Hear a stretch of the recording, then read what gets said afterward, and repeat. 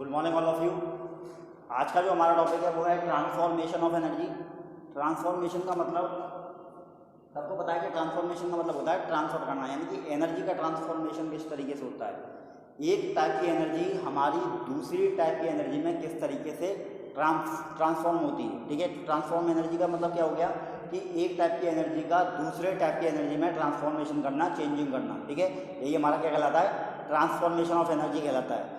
जैसे एग्जाम्पल के तौर पर अगर कोई भी पत्थर आपका छत पर रखा हुआ है, टॉप पर रखा हुआ है ऊपर, जब वो पत्थर आपका टॉप पर रखा है यानी कि ऊपर रखा हुआ है, तो इसका मतलब क्या है, वो अभी रेस्ट पोजीशन में रुका हुआ है।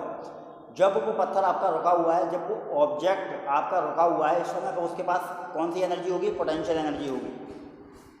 जब वो आपका पत्थर टॉप पर रखा हुआ है तो हमारी उसके पास जो एनर्जी होगी वो क्या होगी, पोटेंशियल एनर्जी होगी।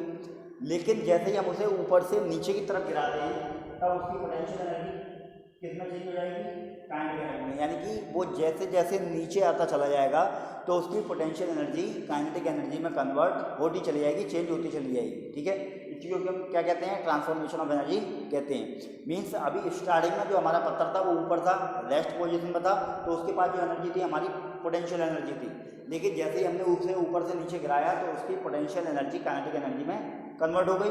फिर वो जैसे ही ग्राउंड पर पहुंच जाएगा, ग्राउंड पर जैसे टच करेगा, तो यानी कि एक वो पोजीशन जिस पर पूरी पोटेंशियल एनर्जी उसकी काइनेटिक एनर्जी में कन्वर्ट हो चुकी होगी। यानी कि एक वो पोजीशन आएगी जिस पर उसकी पूरी पोटेंशियल एनर्जी, यानी कि जितनी भी उसकी पोटेंशियल एनर्जी थी वो काइनेटिक एनर्जी में कन्वर्ट हो चुकी होगी। इसी तरीके से जब हम किसी पत्थर को ऊपर की तरफ फेंकते हैं तो ऊपर की तरफ फेंक रहे हैं, यानी कि वो बॉडी मोशन में जा रही है, मूवमेंट में हो रही है। जब वो बॉडी आपकी मूव कर रही है इसका मतलब कि उसके पास काइनेटिक एनर्जी है। जब उसके पास वो काइनेटिक एनर्जी होगी, ऊपर जा करके वो एक पोजीशन पर रुक जाएगा। जब हम किसी ऑब्जेक्ट को ऊपर की तरफ फेंकते हैं तो ऊपर जाके वो एक पोजीशन पर भले ही एक सेकंड के लिए रुके, लेकिन वो उस पोजीशन पर रुकता है और तब कहीं जा करके वो नीचे की तरफ आता है। तो जब हम किसी ऑब्जेक्ट को ऊपर की तरफ फेंकेंगे यानी कि उसके पास कौन सी होगी, हमारी काइनेटिक एनर्जी उसके पास होगी। तो वो काइनेटिक एनर्जी जब वो टॉप पर पहुंच जाएगा तो काइनेटिक एनर्जी कितना चेंज हो जाएगी, पोटेंशियल एनर्जी में कन्वर्ट हो जाएगी। यानी कि एक वो पोजीशन जिस पर उसकी पूरी काइनेटिक एनर्जी किस में कन्वर्ट हो गई, पोटेंशियल एनर्जी में कन्वर्ट हो गई। अब ये तो हो गया हमारा ट्रांसफॉर्मेशन ऑफ एनर्जी, यानी कि एनर्जी का ट्रांसफॉर्मेशन। एनर्जी का ट्रांसफॉर्मेशन किस तरीके से होता है, मतलब एक तरीके की एनर्जी को, एक टाइप की एनर्जी को दूसरे टाइप की एनर्जी में ट्रांसफॉर्म कर देना, इसी को हम कहते हैं ट्रांसफॉर्मेशन ऑफ एनर्जी। इसके लिए बहुत सारे गैजेट्स भी आते हैं, बहुत तरीके से हमारी एनर्जी ट्रांसफॉर्म होती है। अब यहाँ पर हमें ये दिख रहा है कि जितनी पोटेंशियल एनर्जी इसके पास शुरुआत में थी उतनी ही काइनेटिक एनर्जी लास्ट में पहुँच रही है। ऐसे इसके पास जितनी शुरुआत में काइनेटिक एनर्जी थी उतनी ही पोटेंशियल एनर्जी इसके पास लास्ट में पहुँच रही है। मतलब हमारा ये है कि काइनेटिक एनर्जी और पोटेंशियल एनर्जी दोनों कैसी हैं, बराबर है। तो ये एक लॉ है इसका, इसे लॉ को कहते हैं law of conservation of energy. Law of conservation of energy.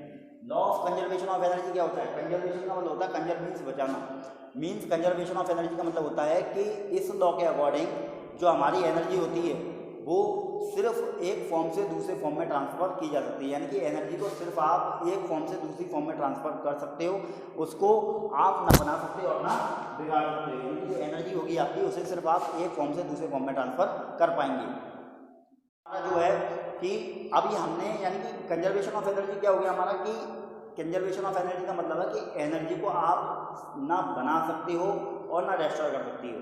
ठीक है, यानी कि energy neither can be create और not it can be destroyed, it can only be transfer from one form to another form. यानी कि ये सिर्फ एक फॉर्म से दूसरी फॉर्म में ट्रांसफ़र की जा सकती है। एग्जाम्पल के तौर पर जैसे हमने मान लिया ये आपका सिंपल सा कोई पेंडुलम है, ये हमारा कोई सिंपल सा पेंडुलम है, हमने इसे पकड़ के यूँ करके रखा हुआ है। यानी कि इस पेंडुलम को जब हमने ऐसे पकड़ के रखा हुआ है तो अभी ये कौन सी पोजीशन में, हमारी रेस्ट पोजीशन में। रेस्ट पोजीशन में इसका मतलब क्या है कि इसके पास कौन सी एनर्जी होगी, पोटेंशियल एनर्जी इसके पास होगी। तो इसके पास कौन सी एनर्जी होगी, हमारी पोटेंशियल एनर्जी होगी। लेकिन जब हम इसे छोड़ेंगे तो ये आगे क्या जाएगा, आगे की तरफ जाएगा और एक पोजीशन को आएगा जिस पर ये बीच में पहुँच जाएगा। यानी कि पोटेंशियल एनर्जी किस में कन्वर्ट होती चली जाएगी, काइनेटिक एनर्जी में कन्वर्ट होती चली जाएगी। और इस पोजीशन पर इसके पास केवल और केवल कौन सी एनर्जी बचेगी, काइनेटिक एनर्जी बचेगी।